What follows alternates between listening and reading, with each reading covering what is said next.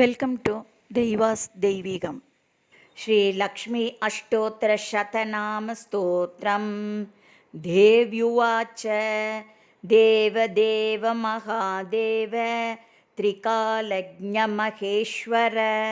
കരുണാകര ദേവേശ ഭക്താനുഗ്രഹകാരക അഷ്ടോത്തരശതം ലക്ഷ്മ്യാശ് ശ്രോതുമിച്ഛാമി തത്വതഃ. ഈശ്വര ഉവാച ദേവി സാധു മഹാഭാഗേ മഹാഭാഗ്യപ്രദായകം സർവൈശ്വര്യകരം പുണ്യം സർവപാപപ്രണാശനം സർവദാരിദ്ര്യശമനം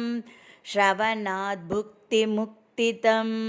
രാജവശ്യകരം ദിവ്യം ഗുഹ്യാത് ഗുഹ്യതരം പരം ദുർലഭം സർവദേവാനാം ചതുഷ്ഷഷ്ടികലാസ്പദം പദ്മാധീനാം വരാന്താനാം നിധീനാം നിത്യദായകം സമസ്തദേവ സംസേവ്യം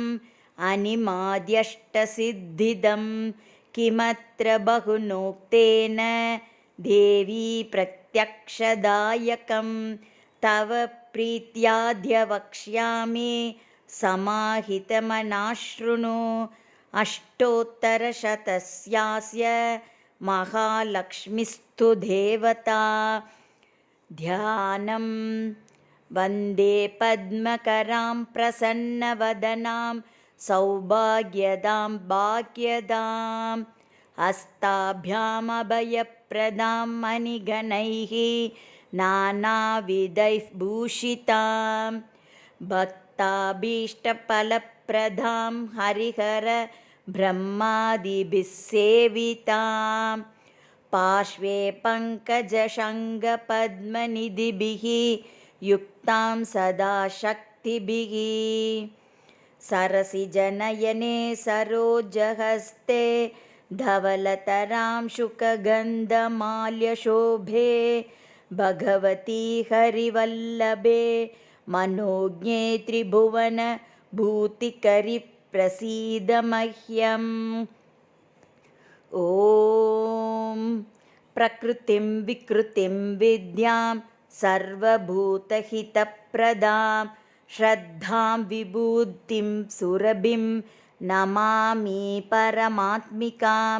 വാചം പദ്മാലയാം പദ്മാം ശുചിം സ്വാഹാം സ്വധാം സുധാം ധന്യാം ഹിരണ്യയീം ലക്ഷ്മീം നിത്യപുഷ്ടാം വിഭാവരീം അദിതിം ച ദിതിം ദീപ്താം വസുധാം വസുധാരിണീം നമാമി കമലാം കാന്താം കാമ്യാം ക്ഷീരോദസംഭവാം അനുഗ്രഹപ്രദാം ബുദ്ധിം അനഘാം ഹരിവല്ലഭാം അശോകാമൃതാം ദീപ്താം ലോകശോകവിനാശിനീം നമാമി ധർമ്മനിലയാം കരുണാം ലോകമാതരം പദ്മപ്രിയാം പദ്മഹസ്താം പദ്മാക്ഷീം പദ്മസുന്ദരീം പദ്മോദ്ഭവാം പദ്മമുഖീം പദ്മനാഭപ്രിയാം രമാം പദ്മമാലാധരാം ദേവീം പദ്മിനീം പദ്മഗന്ധിനീം പുണ്യഗന്ധാം സുപ്രസന്നാം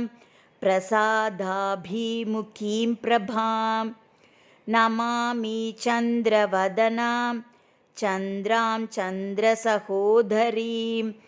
ചതുർഭുജാം ചന്ദ്രരൂപാം ഇന്ദിരാമിന്ദുശീതലാം ആഹ്ലാദജനനീം പുഷ്ടിം ശിവാം ശിവകരീം സതീം വിമലാം വിശ്വജനനീം തുഷ്ടിം ദാരിദ്ര്യനാശിനീം പ്രീതിപുഷ്കരിണീം ശാന്താം ശുക്ലമാല്യാംബരാം ശ്രിയം ഭാസ്കരീം ബിൽവനിലയാം വരാരോഹാം യശസ്വിനീം വസുന്ധരാമുദാരാംഗാം ഹരിണീം ഹേമമാലിനീം धनधान्यकरीं सिद्धिं सदा सौम्यां शुभप्रदां नृपवेश्मगदां नन्दां वरलक्ष्मीं वसुप्रदां शुभां हिरण्यप्राकारां समुद्रतनयां जयां नमामि मङ्गलदां देवीं